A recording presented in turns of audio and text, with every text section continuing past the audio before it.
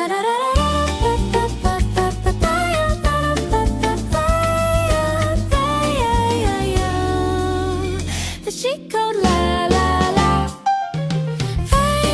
listening to the Chic Code Podcast with Wirda Alyssa and Sophia Arissa. All things chic, candid, and comedy.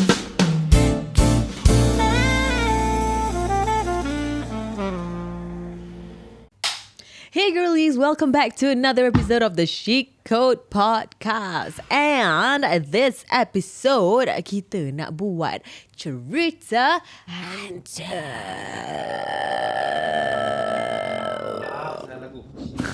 Okey lah, betul. Oh.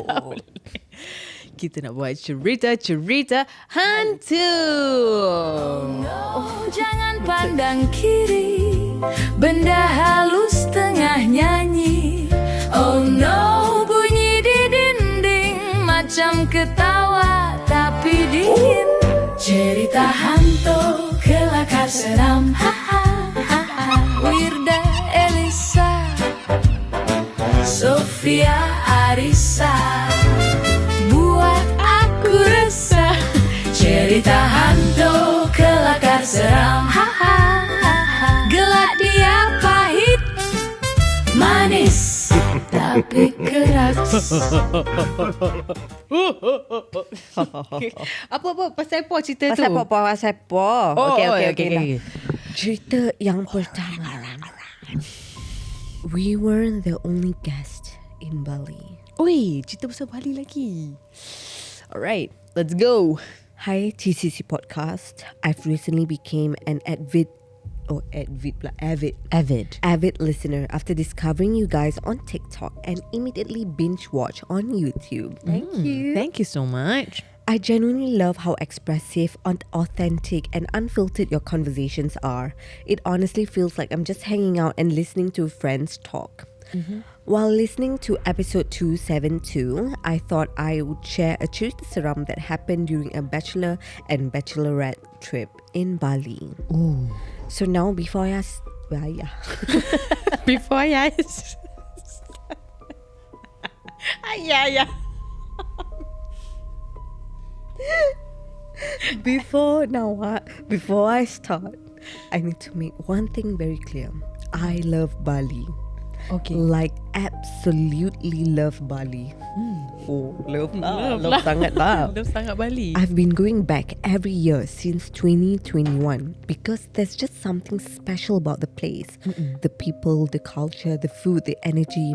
It feels different the moment you land. So when my friends were planning a joint bachelor and bachelorette trip, Bali was my first suggestion and everyone immediately agreed.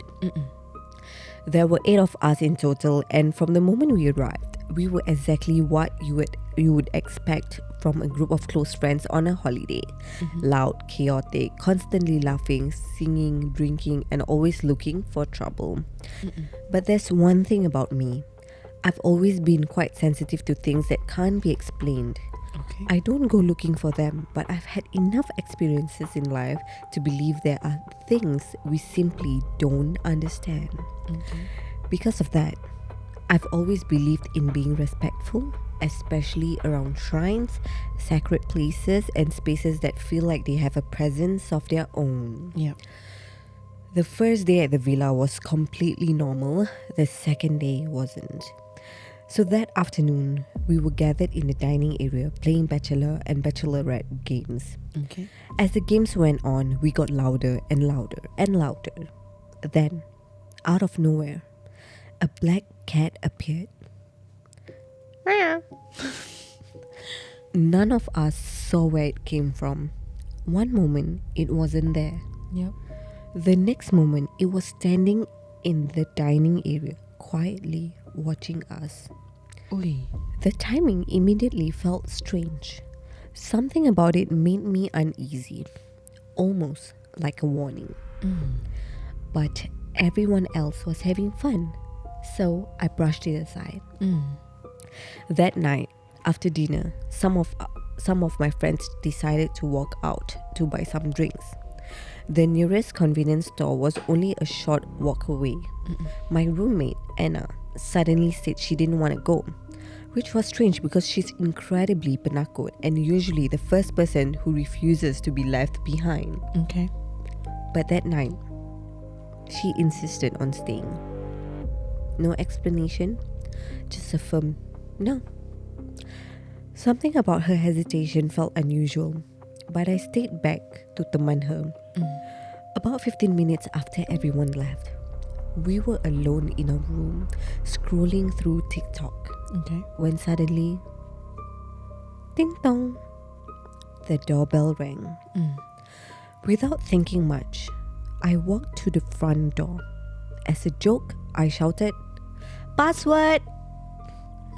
Because that's something I always do before opening doors. Okay. Dia ingat kawan-kawan lah. Oh, yeah. Anda tahu tertinggal barang ke. But this time, there was no reply. Just complete silence. Oi. Thinking my friends were trying to prank me, I opened the door and immediately felt my stomach drop. Nobody was there. No footsteps, no laughter, no shadows. Just a dark, empty alleyway stretching into the night. I quickly shut the door and turned around. And that's when I saw it. The black cat standing in the dining area, watching me, not moving, just staring.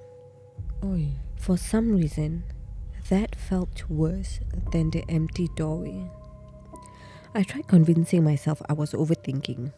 Then a few minutes later, ding dong, the doorbell rang again. This time, I froze. Moments later, I heard familiar voices outside and rushed to the entrance. My friends were still about 10 steps away from the villa, nowhere near the doorbell. I immediately asked if any of them had rung it. Every single one of them looked confused. One of them even laughed and said, aku tak tahu sa villa ni ada doorbell. At that point, I stopped asking questions because I wasn't sure. I wanted the answers. The night continued. The karaoke started. Somehow, the weirdness faded into the background. But there was one thing I couldn't ignore. Every time the group became too loud, I would catch a glimpse of the black cat. Always nearby, always watching. It never approached us, never made a sound. It was simply there, as if it was waiting, or watching, or warning us. Until the moment we finally went to bed at around 4 a.m. That night, Anna and I were sleeping in the same room. At some point, I woke up. Not because someone touched me, not because someone called my name, but because of a sound. What song? A slow sound. A dragging sound. Like fabric being pulled across a mattress. Oh. Slowly, deliberately, I stayed completely still, listening. Then came another sound, a soft thump. Something heavy had fallen onto the floor. A pillow. At least that's what it sounded like. Anna was awake too. I could tell. Neither of us spoke. Neither of us moved. We simply grabbed each other, shut our eyes, and hoped morning would come faster. Eventually, exhaustion won and we fell asleep. When I woke up again, sunlight was coming through the room and instantly I felt relief. Daylight makes everything feel explainable, and I immediately started to try rationalize what happened. Maybe one of the pillows slipped off the bed. Maybe we kicked it during our sleep. It made sense. Until I stood up, took a few steps and stopped. Every pillow was exactly where it should have been. Nothing was on the floor. Nothing had moved. Nothing had fallen. I slowly turned to Anna and asked, "Babe, did you pick up the pillow?"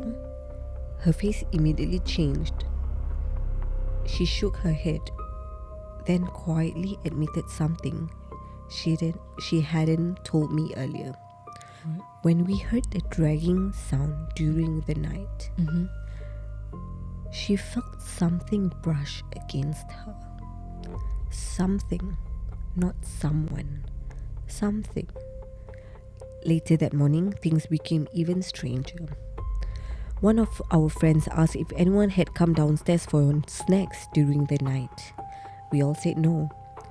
She then pointed at the dining table.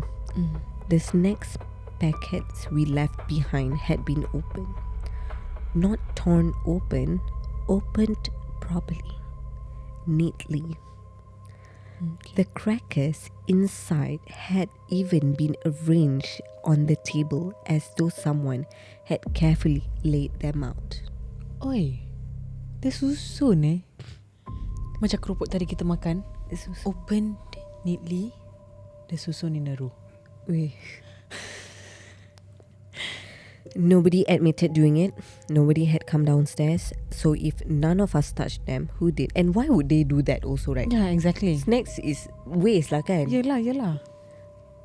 The final piece of the puzzle came at the airport right before we boarded our flight home. One of our friends suddenly said, "Actually, there's something I didn't tell you guys." Immediately, my heart sank. She explained that after everyone went to bed around 4 a.m., she stayed up to finish some work. Okay. After she was done, she took a shower and began walking back to her room upstairs through an open corridor. Okay. That's when she saw it. So what? A black figure following behind her. Not standing still. Not hiding. Following her. Oi. She said it moved, then suddenly stopped. Oi. You know where it stopped? Right above the room Anna and I were sleeping in. The exact spot where we heard the dragging sound. The exact spot where Anna felt something brushed against her. Okay. At that moment, everything suddenly connected. The doorbell, the black cat, the strange feeling of being watched, dragging sound, the touch, the neatly opened snacks. None of it felt random anymore. Till today, I still love Bali and continue going back, but that trip taught me something I'll never forget. No matter where we travel, we should always be respectful, because some places may be beautiful, some places may be peaceful, but sometimes the locals aren't the only ones living there, and sometimes you might not know, you may not be the only guest staying the night. I'll attach a link to the the villa, so you guys can imagine the layout better Can I while reading this. see? But this is for your eyes only. Okay, can I see? Sure. Oh. It looks modern lah. Kan? It looks nice, modern, and typical Balinese traditional style wood. With neon lights, like so, with to add the touch of modern. Yeah, this reminded me of one of our friend. Korang dah dengar cerita yang dia kat Bali? Tak. Okay. So it's one of my friend. Recently, he shared me a story also of dia stay kat villa. Dia cakap, "Wida, lepas insiden tu kan, aku dengan wife aku, kita dah tak stay kat villa-villa lagi. Kita selalu stay kat hotel now." Then I'm like, why? The villa looks nice, right? In like pictures and all. And villa kat Bali selalu murah lah kan. Like for a big ass house, it's murah. And like you have your own pool, blah blah. Tapi dia cakap, but it's not worth it. Aku cakap, serious ah? So dia cakap, he went with his wife. Okay, he went with his wife and he they chance upon like a villa lah on Airbnb ke apa entahlah. And then they booked it because it's affordable and also cantik. Diorang je. Diorang je. Okay. Tapi they are his other friends yang in Bali, but they don't live like at the same villa lah, macam in Bali also. Okay. So diorang cakap it's just him and his wife macam tengah lepak tengah macam sebelum naik tidur. So just lepak at the pool area, macam just both of them, like you know, couple time, makan, snack, talk about life, blah blah, and they were like laughing like ketawa kekek. And then suddenly he said dia dengar a man's voice, oi, like oi. Kau cakap oi, like you know, like Oi. Hey. Yes, that sounds more scary lah. Lepas tu. Let's put kawan aku Farid lah. Okay, Let's name my friend Farid. Okay. Farid dengan wife dia Nurul lah. Okay. So Farid terus macam dia dengar oi tu kan, dia macam, and dia cakap the moment he cari it's night time ladder obviously. The moment he cari where the voice came from, right, kan villa Bali kan like it's all greenery mah, like and a lot of woods and like trees and all that stuff, right. So bila dia macam cari at the macam the backyard penuh dengan pokok-pokok, Yeah. and there it is, Pofo Chong Fong Astaghfirullah. tengah macam just standing there. He saw that. Yes, standing there and just looking at them. So Farid, dia cakap dia terus lintang pukang, dia tarik bini dia cakap pergi atas. It's a big as villa, just the two of them. Pergi atas. But the thing is, the wife Nurul, dia macam what's going on, because she didn't say it. Yeah. She just like, you know, tengah laughing, tengah imagine kita tengah kekek. Suddenly macam Adri, naik atas guys. Like kita would be like, kan. And then bila dorang naik atas, at the stairs they said banyak lalat. Kau tahu lalat macam like as if there's a dead body, like that kind of banyak lalat. Macam suddenly it felt like that place is like macam like busuk and like dirty like kau tahu lalat macam tiba. Pasal when they came, it was all nice. Cuma part yang macam dorang dah start to like notice and dorang macam like, saya macam banyak lalat. So dorang macam, and they went upstairs and just locked themselves in the room, and macam both of them dah ketakutan tau. And our friend Farid, he's a tall as hunky man what. Like he's like macam the paling macam berk lah. Yeah. So bila dia cakap dia dah terus dia takut gila because dia dah heard kat bawah macam noises tau. Macam Iyalah. yeah, like macam furnitures moved or macam bunyi bising when it's just two of them what, and both of them are in the room.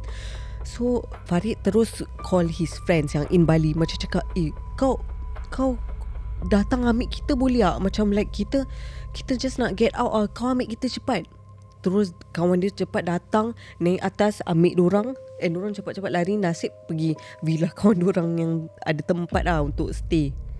Lepas tu they came back the next day, like terus nak check out Yeah. Terus Farid macam, diorang book 3 nights. That's the first night. Udah mau check out. Kenapa sir? Enggak apa-apa, mau check out. Enggak apa-apa mas, kita bisa upgrade kamu ke villa yang lagi besar. Enggak mau. Farid, enggak mau. Tak apa, check out. So dia cakap that was the scariest thing lah that has happened to them. Dia cakap ever since that aku dengan Nurul dah tak tinggal dekat apa tu, villa dah. Villa okey lah, fun lah kalau dengan ramai-ramai kan. Ni aku dengan bini aku je dah hotel je. Is this no, because like, recent one they already started staying in hotels what? Yeah. Kan? What? Ni aku Damn, rasa Shan. time dia masih kerja government lah. Damn, Shan. That is scary, bro. You don't make appearance lah, please. No, because villa kan dia punya toilet korang tengok in the day. Wah, cantik sih. Like, you know, open up showers, like bathtub, apa benda. Malam, siapa nak pergi mandi sah? I never thought about that until aku kahwin dengan Adri, and then every time we want to go holiday, we book accommodation, he will always ask me, how do you think it will look like at night? Because, and I'm like, oh yeah, you're right. Because dia kan nature girl. Yeah. Kalau boleh aku nak tinggal atas buaian pokok. Tree top. Pernah babe kita honeymoon kan, aku yang in charge book accommodation.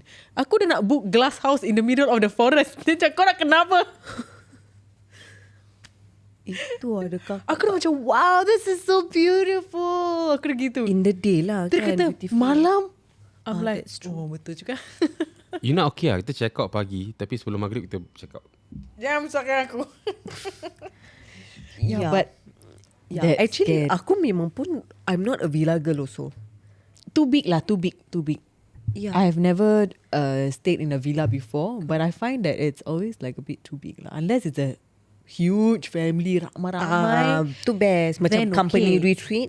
Yes, tu of course. Tu no choice. Macam Tapi kalau honeymoon ke apa, I would prefer hotel. same hotel. Like a nice hotel with nice resort ke, Yes. macam gitu. Yang aku tahu like it's the concierge 24-hour one, they are on shift, so anything I can go down. You get what I mean? Yeah, Yang yeah, bukan yeah, tiba-tiba Yeah. tak ada orang ke apa ke. Yeah. That is scary ah. Damn, aku teringat, by the way, have you seen this trailer of this new movie that is upcoming? What movie? It's a Korean movie, Korean horror movie, but it's about hari nyepi. Nyepi ha. I want to watch that. Apparently, dorang macam group of tourists from Korea, dorang pergi Bali, and then lepas tu they didn't follow the nyepi rules, uh. and then something happened to them. Yeah. But they had all the big, apa benda tu they call it, babe? You know the one that I showed you, the parade. Oh, the parade. With the big obor. They had all that and all. Obor ke ogor-ogor? Obor bukan ulam ke? Ogo-ogo Ogo-ogo lah. Obo apa? Obo apa? Ogo-ogo. Oh, obor jellyfish. Ogo-ogo. This is my favourite ogo-ogo. Yeah, I know. It's beautiful actually. It is. Balinese. Dia punya art dia, wow. Balinese Yes. people, their art is crazy. Yes. Like very talented people, you know. Kau tengok dorang kalau buat, ada dia punya behind the scenes lah. Kalau korang tengok kat TikTok kan, korang cari behind the scenes of dorang buat ogo-ogo ni. Oh my god, it's so meticulous. Betul. It looks so real. Ada satu yang tukang buat handsome. Aku tahu ada satu. Aku dah deep dive. Aku sampai wow. Aku tahu ada satu. The work is nice, but the artist is fantastic. Cool. Yeah. Abang-abang art lah. abang-abang art berat lah. Berat. Macam kau tahu Bali ni yang macam like cool lah, cool. Rambut panjang. Cool. Macam tu. Title cerita ni, I think my family has sucker. Hi, Sophia and Werda. Two beautiful ladies I really admire. Oh, mashallah, thank you. Thank you. I am Ira, not my real name, from Johor Bahru. First of all, I just want to say I really enjoy listening to CHKS while working, and of course TCC as well. Honestly, sometimes I need to tahan my laughter. Tahu aku tahu dia ni. Don't distract. Sometimes I need to tahan my laughter during work because some of your stories are just too funny until my colleagues start looking at me weirdly because I'm laughing to myself. So after listening to so many CHKS stories, I thought maybe it's finally my turn to share one of mine, and hopefully you guys can feature it on the podcast. This happened back when I was in Sec 3, if I'm not mistaken. Back then, I was schooling in the morning session, and usually I would take the school bus. Every morning around 6:30 a.m, I would wait for the bus outside my house. And I still remember during that time, it was trending for parents to buy those big mirrors with wooden window-like frames. Big mirrors with wooden window-like frames. Kau tahu tak? Macam rumah aku punya ke? Rumah kau Yang that frame, the arched frame with wooden. yang macam gini. Kau ada? Oh, tak. Aku punya rumah sekarang kan ada yang that arched Oh mirror tak, with ini the yang wooden. macam Yup. tingkat kampung. Yes, Tapi yes, dalam dia yes. is mirror. Kau tahu Oh tak? yes, it was a trend last time. Kan? Yes. Have you seen before? Alah, aku mesti tahulah. You mesti tahu. Dia macam window. Window mirror. Dia ada pintu, wooden pintu. But it's mirror. Tak pernah nampak? Yes. Lama-lamanya. Okay. Alright. My house had a living room and dining area, and my dad hung that mirror in the dining area near the kitchen. That morning, my mom was sleeping on the sofa in the living room while I was standing in front of the mirror fixing my tudung. You know lah, girls and tudung. If it's not symmetrical, we are not leaving the house. Then while I was adjusting my tudung pin suddenly dropped onto the floor. Yes, I know. Very the drama Melayu. Very cliche. Very horror movie main character behavior. Pin jatuh. But I swear this really happened. So I bent down to pick up the pin. And when I stood up and looked back into the mirror, ada Encik Poch standing right behind me. Until today, I can still remember what it looked like. The kind looked old and dirty white, like it had been dragged through soil. The face was peeling and covered with blood. Surprisingly, I didn't scream. I was shocked, of course, but I didn't scream. I immediately turned around and poof, nothing. Gone, just like that. At that moment, I was terrified and immediately rushed outside the house, and luckily, my school bus arrived at the exact same time. When I came back from school, I told my mom about everything that happened, but she completely brushed it off. She said, maybe I tengah ngantuk or imagining things because it was still very early in the morning. But deep down, I always felt like my mom only said that because she didn't want my younger siblings to get scared. You know lah, parents.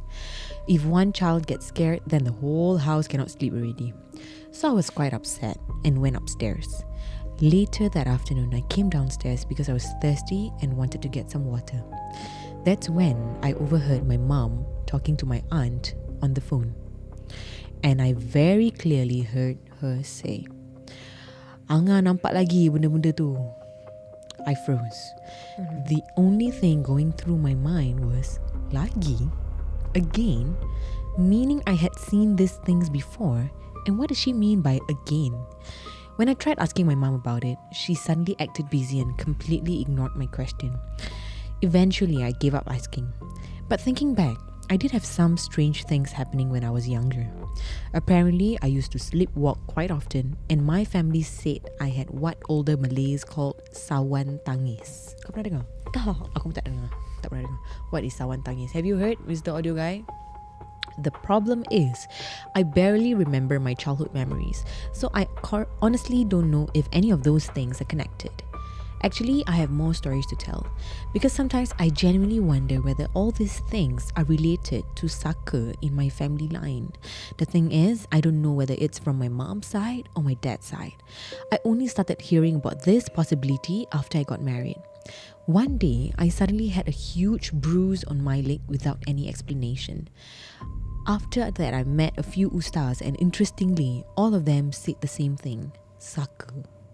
But honestly speaking, I don't know whether I can fully believe it or not, because from what I understand, saka usually involves certain practices of feeding rituals, right? So I really don't know. Maybe yes, maybe no, only Allah knows best. But because of everything that happened, sometimes I can't help to wonder if this has anything got to do with the fact that my husband and I have been trying to conceive for almost 2 years now. I've gone for treatments, sought help from different places, and honestly, at this point, I've surrendered everything to Allah. If it's written for me, then Alhamdulillah. If it's not my time yet, then I pray for strength to continue waiting. Please pray that one day I get to experience being a mother too. Inshallah. Ameen. Lastly, Sophia and Rida, thank you for doing what you guys do. Sometimes people don't just listen to podcasts for entertainment.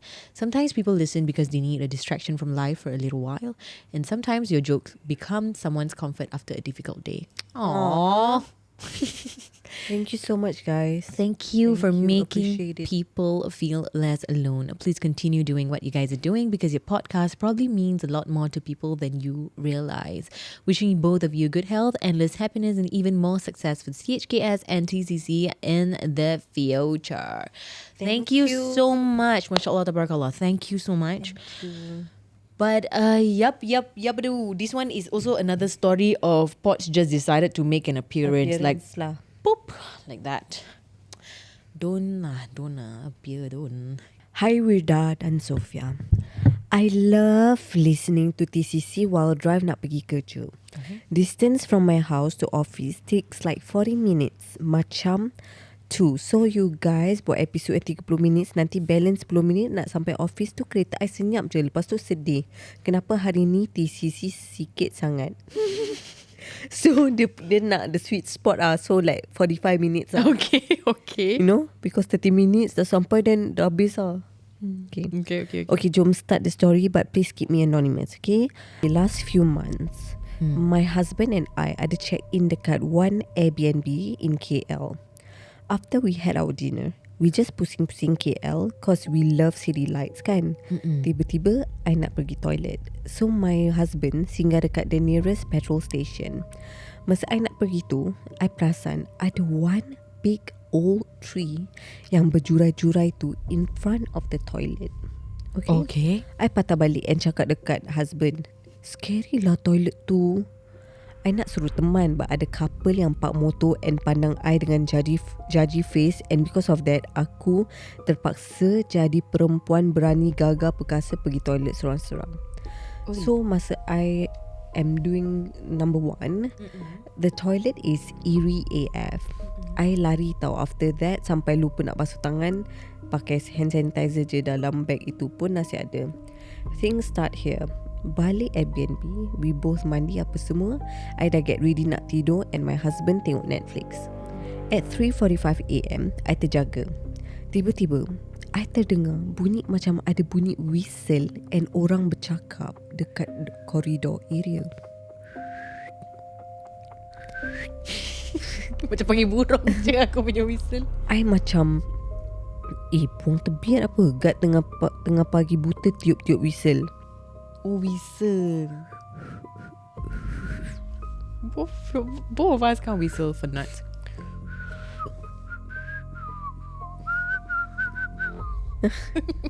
Okay. Then makin lama bunyi tu sayup, then hilang. Bila fikir balik, takkan guard Bila fikir balik, takkan guard nak buat bising pagi-pagi buta dekat private apartment. Mesti orang komplain dan nanti diorang kena. Tiba-tiba tingkap berbunyi macam dahan pokok langgar sebab angin kuat. Masalahnya, my Airbnb dekat level 44. Mana datang pokoknya? I nak kejut husband dekat sebelah, tapi hidang nganga besar terbongkang tidur. Kepala otak I dah fikir, kalau bunyi makin jauh, maksudnya makin dekat. Oh, yes, I've Shit. heard this before. I selubung badan I guna selimut.